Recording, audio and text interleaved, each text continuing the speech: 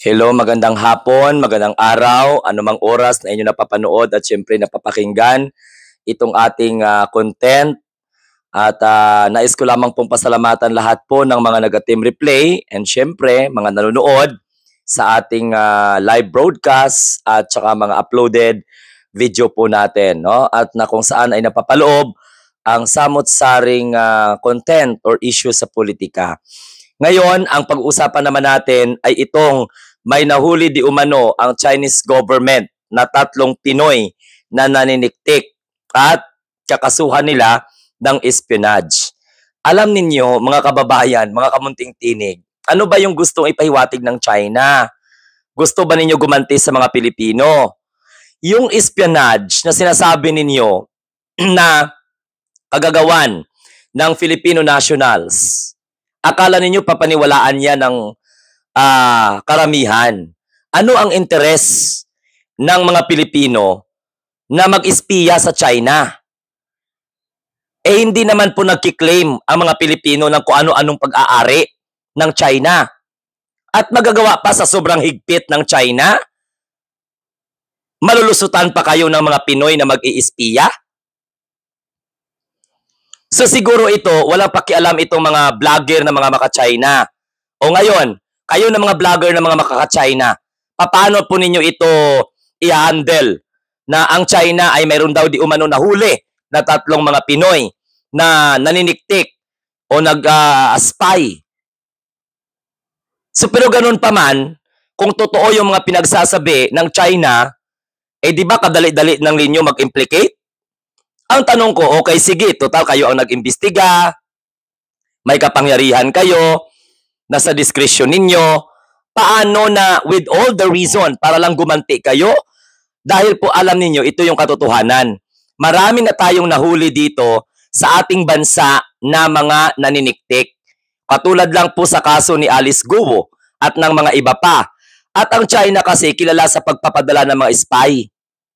Realidad po yan, hindi lamang sa Pilipinas. Ang dami pong bahagi ng mundo na ang China ay nagpapadala ng mga espiya, maniniktik. At sila po ang may karapatan dyan. Sila po ang may kakayahan gumawa ng ganon. Okay, tinitiktikan nila yung cyberspace, tinitiktikan nila yung ahensya ng gobyerno, at yung iba pa masaklap, nakapenetrate pa sa mga local politicians. Okay, at saka mga local operatives. Ngayon, itong mga Chinese na ito, sinasabi nila na may nahuli daw na 3 Pilipino. Parang siguro pwedeng nahuli pero hindi po sa paniniktik. Kasi imposible. Buti kung hindi ako nakarating ng China. 'Di ba? May mga kababayan tayo na mga nakarating ng China.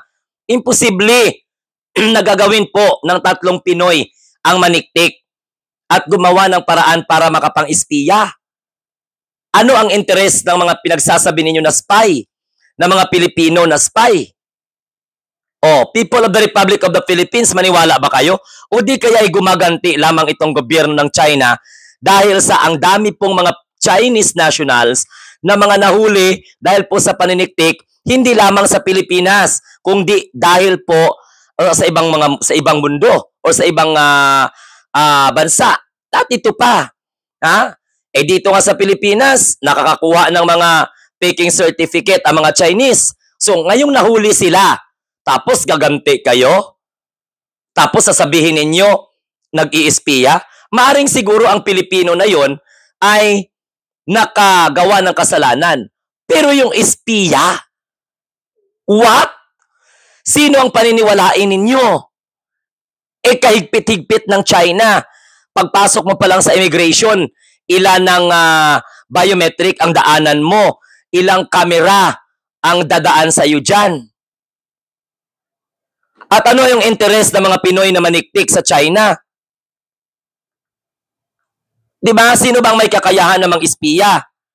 Diba? Kayo, Chinese government, ang mayroong nakatag kayo na talagang nagpapadala kayo ng mga espiya, mga spy, para lang po tiktikan ang operasyon ng gobyerno dahil because of your expansionism principle na i-extend ninyo ang lawak ng inyong teritoryo. or ng territory? Nakakabigla naman yan. Pero kahit ganun pa man, minomonitor po ng Department of Foreign Affairs ang balita na ito, kung totoo man ito, okay, biniverify pa kung talagang ang aktibidad ng mga Pinoy na nahuli di umano sa China na pinresinta ay may kasong paniniktik or espionage or spying. Nakasalukuyan pa nakikipag-coordinate ang Department of Foreign Affairs, no, natin doon. Di kaya ang China ay gumaganti lamang dahil may mga nahuli sila dito na mga kababayan, may mga nahuli silang mga kababayan, mga Chinese nationals na talagang tinitiktikan, no, dahil kaduda-duda po ang kanilang mga galawan dito po sa ating bansa at umusbong po yung investigation laban kay Alice Gowo and others. Matapos nyo kaming akusahan ng kung ano-ano lang, tapos matapos nyo kaming gaguhin with regards sa issue ng West Philippine Sea, tapos ngayon, ipapakalat ninyo na may mga nahuling Pinoy na naniniktik. Ang tanong ko lang, ano ang interest ng mga Pinoy na yon para pumaniktik? Sobrang higpit po ang China. Actually, pinresinta nila yung 3 Pinoy nun. Oo. Makita nyo yan, may balita. No? Marinig nyo yan sa INC. ANC pala. I stand to be corrected. Na may 3 pong Filipino nationals na hinuli ang Chinese authority dahil po sa spying activity. Ay nako, Chinese. Alam mo, China, gagawa-gawa lang kayo ng mga kwento, gagawa-gawa lang kayo ng mga report para papasamain lang ang mga Pilipino para makaganti kayo sa mga trabaho ninyo na citizen na naman po ninyo ang talagang gumagawa with, of course, the guidance of the Chinese government. Dahil komunistang bansa nga kayo. Oo. So, ang aabangan po natin, ano kaya yung magiging reaksyon? Sasabihin naman ng mga DDS, mamay nyo, bla bla bla bla bla bla. Dahil ang mga Duterte supporter, wala pong pakialam yan sa ating mga kababayan kung mapahamak.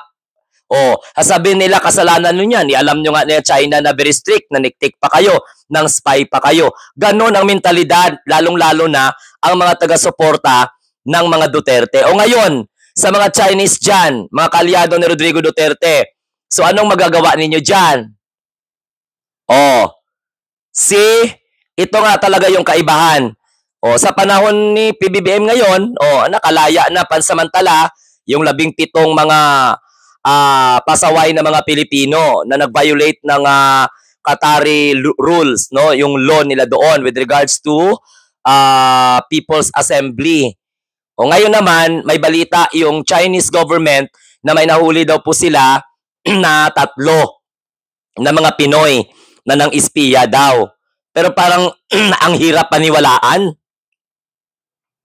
No? Sa reputasyon ba naman ng Chinese government? Parang ang hirap paniwalaan. Pinoy ng espiya sa China, kaya dinampot, kaya nga hinuli. Ito mga DDS vlogger, mga kapwa natin Pilipino to. Ngayon, hindi na nila ito binabalita. No? Kasi alam mo kung bakit. Alam mo naman, mga Chinese funded ang ilan sa kanila. Kaya kung ano yung mga kasamaan na gagawin ng Chinese government sa ating bansa, pangangamkam ng teritoryo, no say po ang mga walang kwenta na mga vlogger or social media influencers na mga alinganga na pinili pa yung suportahan ang Chinese narrative with regards sa territorial dispute natin dyan sa West Philippine Sea kaysa sa ating mga kababayan na mga Coast Guard na nagbuwis ng kanilang buhay, mapangalagaan lamang yung ating karapatan dyan sa West Philippine Sea. Wala tayong marinig sa mga DDS na kukondinahin nila yung Chinese government na wag sila magpakalat ng kasinungalingan para lamang po makaganti sila sa ating mga mamamayan. Nakakahirap, no? Siguro, aminin ko, pwede ko pang paniwalaan kung may nagawa silang kasalanan na nakabiolate dyan sa batas ng China. Pero yung espionage, pang-espiya, paniniktik, so ano kaya ang interest nila para maniktik? So ibig sabihin, magsabi naman ng gobyerno ng China na nagpadala ang Philippine government ng espiya. Kasi kung nag-espiya lang itong tatlo na to, kung ganito yung kanilang trabaho, so talagang may implications. The message is implied na may nag-utos. So naturalmente, gobyerno. Yun ang iisipin naman ng Chinese government na nagpadala ang gobyerno ng Pilipinas ng espiya para tiktikan, manmanan ang galaw ng China. Parang hindi naman yun na magkasinabot. Parang hindi naman ganun ang grabe.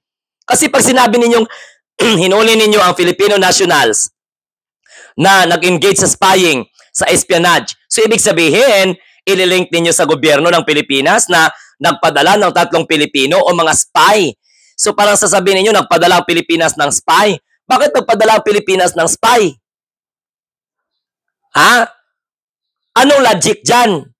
Kayo tong magaling maniktik. Diba? Itong mga Chinese people na to, na talagang sumusunod sa Chinese government, kayo po to may reputasyon na nagpapadala ng mga spy para mag-espiya, para maniktik, magka-gather ng mga vital informations that can affect the national security of a particular country na gusto ninyong tiktikan. Kasi dyan talaga bubuo yan Mag-iimbestiga sila, and then pipilitin nila yung witness, at ipapaamin nila na naniniktik sila para mapasama yung gobyerno ng Pilipinas. Basa ko na kayo, Chinese government.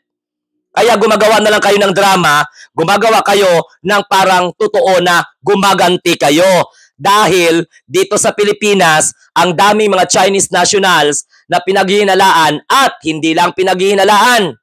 Lumabas sa investigation na talagang nag-i-espiya, nag-spy, pinipenetrate ang Philippine politics, business, para magkaroon sila ng empire, para magkaroon sila ng impluensya, magkaroon sila ng power, para magawa nila yung gusto nilang gawin at makapagbigay ng information sa gobyerno ng China. Anong klase yan ng mga anong klaseng style yan? Chinese government? No? So ano kaya ang gagawin ng mga DDS vlogger? Maniwala kaya sila na yung 3 nahuli sa China na ipresenta ng Chinese government ay mga nang-iispiya, nag-a-spy, o nag-spy, o nag-i-espionage? So, comment down below, mga kamunting tinig, kung ano po ang inyong masasabi. Dahil po sa ipiniresenta ng Chinese government, may 3 daw di umano na kapwa natin Pilipino na huli dahil sa kasong paniniktik, which is for me, impossible dream po yan. O kahangalan po yan. Pinoy na ngayon ang maniniktik sa China o ang China ang naniniktik sa Pilipinas? How to conquer the Filipino people. Okay? Para ma-realize nila yung divide and conquer nila. O ano kaya ang masasabi ng mga Pilipino dyan sa China? Naniniwala naman kayo sa Chinese government na ang mga kababayan po natin na nahuli dyan ay naniniktik. Tapos, aakusahan nila yung gobyerno na nagpapadala ng espiya para tiktikan ang aktibidades ng Chinese government para makasagap ng information na maaring ilaban po natin sa kanila, sa kanilang pangangamkam sa ating teritoryo. Ganon ba yon? So 3 pala ngayon ang piniresenta. Then automatic ipaalam nyo sa buong mundo that the Chinese or the Philippine government subject, or what we call this, the Chinese government subject na maispiya ng Pilipino. Katangahan po yan. Nakakainis. Abangan natin yung mga reaksyon ng mga DDS vlogger na mga nakatikim ng grasya mula sa China. Paano po nila ito sasabihin sa tao? Maniwala siguro ako kung nahuli ang ating mga kababayan, siguro nakabiolate ng batas, pero bigla-bigla ibubulaga nyo sa mundo na nahuli nyo dahil naniniktik, dahil sa spying activity, o magkukumit sila ng espionage. Ano ba yun? Parang kahit yung unggoy ko dito, kung may unggoy ako saka hindi siguro maniniwala. Katangahan yun, kabubuhan yun. Oo, gusto nyo lang gumante. Pero ganun pa man, nakikiusap ang ating Philippine government na itrato sila ng maayos. Okay? Sige, titingnan pa natin yung ating counterpart.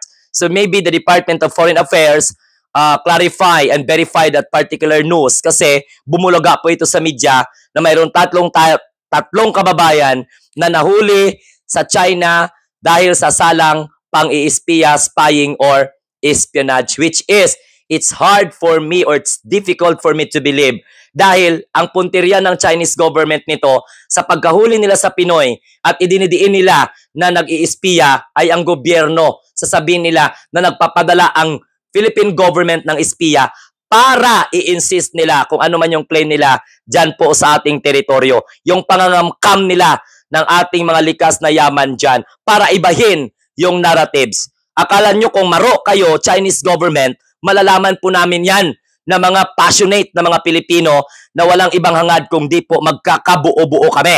Hindi sa magkakawatak-wata kami.